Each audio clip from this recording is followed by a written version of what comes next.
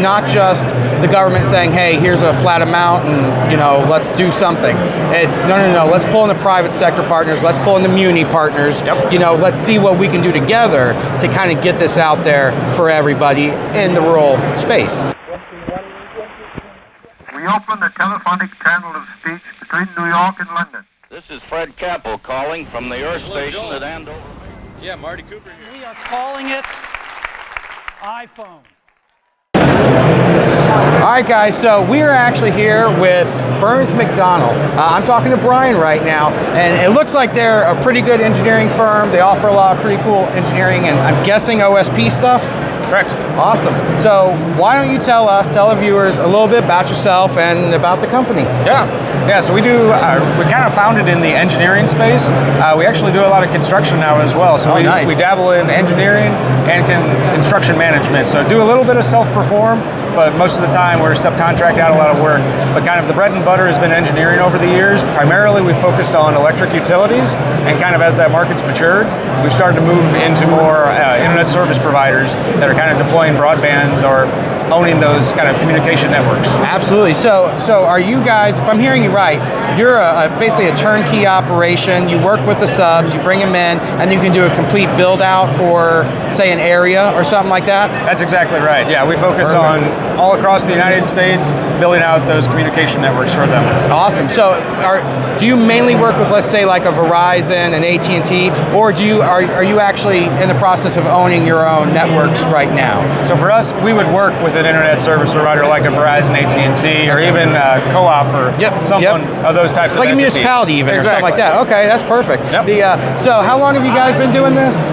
So for us, we've been in the telecom industry for about 30 years. Nice. And that's been everything, going back to the old Sonnet networks, Icon networks. Yep. And now within the past, I would say 10 years, that's really where we kind of started to go into the broadband space. So you guys, you absolutely know about DSLs and T1. Yep. Very familiar. Yep. Now, with that, so now you guys have seen kind of, the T1s, T2s, all that, DSLs, and now we've gotten to this broadband, fiber optic, everything, 288 strand fiber. Yep. What are you seeing for our industry going forward? And how do you think that would affect kind of the general public? Like, what do you think they're going to gain out of us doing all these massive build-outs? Yeah, I think a lot of it is you're going to start seeing more options for the general public. It's not just an AT&T, Verizon anymore. You're going to see small kind of entities more or less pop up that are serving these communities that have otherwise been kind of underserved throughout their kind of spans. For sure. And so for us, it's really the availability that people are going to start seeing, and just the increased speeds and the increased possibilities that they'll have, that broadband will kind of lead them to their area. Well, so really it sounds like what you're talking about there is rural broadband, right? And we know that there's a lot of initiatives in our industry right now to kind of push that out farther than it's ever been. Yep. Is that something that you guys also do? And if you do, of course we know about like the BEAD program and all that. Is that something you guys are kind of in? Are you in that space? And if you are, how do you feel about that initiative versus, say, previous initiatives that the FCC or some of them have pushed out? Yes, we definitely see from a volume standpoint, the amount of funds that are out there is, it's obviously far greater than we're talking about, 45 billion as opposed to even just RDOF a few years ago. Yep. That was only, 9 million or 9 billion. Which is almost next to nothing, right? Yeah. In comparison, that's nothing. And the unique thing too with BEAD is that there's so much of an emphasis kind of put on the matching as well. So there's a lot of private equity that's coming in, whether it's the person who's actually deploying it or they're partnering with someone else to kind of do that matching portion as well. Well, see, and me personally, I honestly feel like that partnership is kind of what makes the difference, right? It's because it's not just the government saying, hey, here's a flat amount and, let's do something. It's no, let's pull in the private sector partners, let's pull in the muni partners, let's see what we can do together to kind of get this out there for everybody in the rural space. Is that what you're seeing as well? No, I would completely agree. It's especially since a lot of these entities, they haven't done this type of deployment in the past. Yep. They don't know what they don't know. Yeah, so a lot of them, they're getting into the space new, but they know that they want to help their members and their customers. A lot of them don't know how, so partnerships we're really seeing those as a catalyst to this kind of moving forward and being successful. Well, let me ask you this, because now, me personally, one thing I've seen is exactly what you just said, the unknown unknowns, right?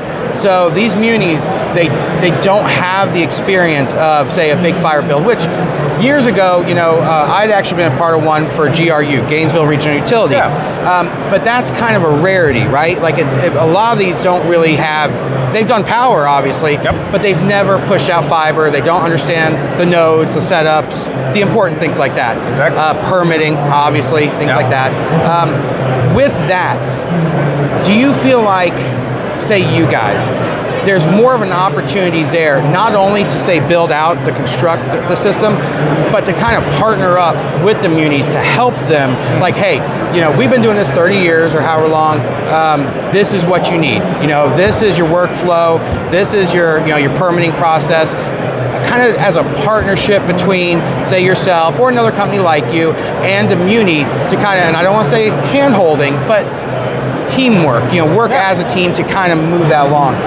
Do you feel like there's a good possibility, or do you feel like there's a good network there to really help these munis kind of do that, to get to that goal of that rural broadband? I don't know that there's a great network at this time, but the need is absolutely there. So a lot of the opportunities that we're seeing, it's really on the front end. It's that, hey, we know we're going to do this, we know we want to do this, but we don't know all the ins and outs. It was Yes. like, so really what we've done a lot of consulting agreements, honestly, to kind of prep that planning, those feasibility studies, to really kind of get them set up for success kind of on the front end, so that by the time they start doing the more traditional things of engineering, constructing, they're kind of ready for that, and they have expectations about what that's going to look like. And then also there's kind of the part on the back end is, how do we operate it on the back end? Network operations, to right? what capacity are we going to operate it, or Yeah. do we want to pull in an additional partner who's we're just going to own the infrastructure ourselves, and someone else is going to actually manage it, own it. Basically, like lease it out, almost like a dark fiber situation. Yeah, exactly.